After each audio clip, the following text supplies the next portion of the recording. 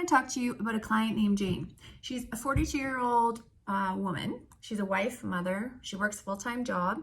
She has tried every diet known to man in all of its existence, from HCG to Jenny Craig to Weight Watchers to intermittent fasting so long she passed out at work.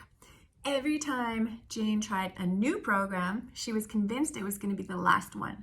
She felt she was ready to finally start making some changes. She joined gyms. She convinced her husband that evening walks weren't just something old people did to help digest their food. Every time Jane loses 8 to 10 pounds in this first month. It's brilliant.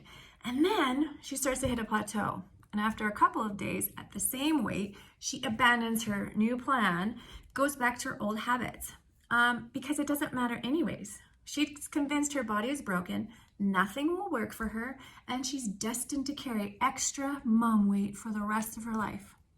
She came into my office feeling tired, frustrated, and hopeless. I listened to Jane tell me of all the reasons she was determined to fail, how she didn't have time to do it, how she felt unsupported at home, how she felt like she was setting her kids up for failure by not being a good enough role model. After I passed her the box of Kleenex and gave her the space to feel all of the feelings and get it off her chest, I asked Jane one question. Where would you like to be in a year? She looked at me, but didn't say anything, so I continued. In a year from now, in a perfect world, where the reality you have described to me no longer exists, where would you, Jane, like to be in this part of your journey?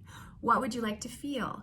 How would you like to be moving your body, sleeping, etc.? If you could have the body and the health that you desired, what would that look like? What would you be doing differently? She started talking about her past, the body she had before kids, marriage, work, and I redirected her. Where do you want to be, not where have you been? It took some time. There were some more tears and frustrations, but eventually Jane could articulate a few more things that she wanted.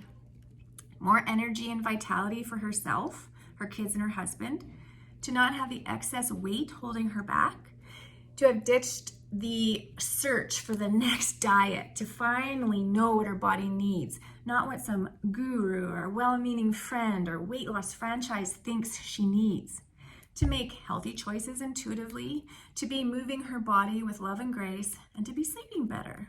I said to Jane, give yourself the gift of a year. I get it.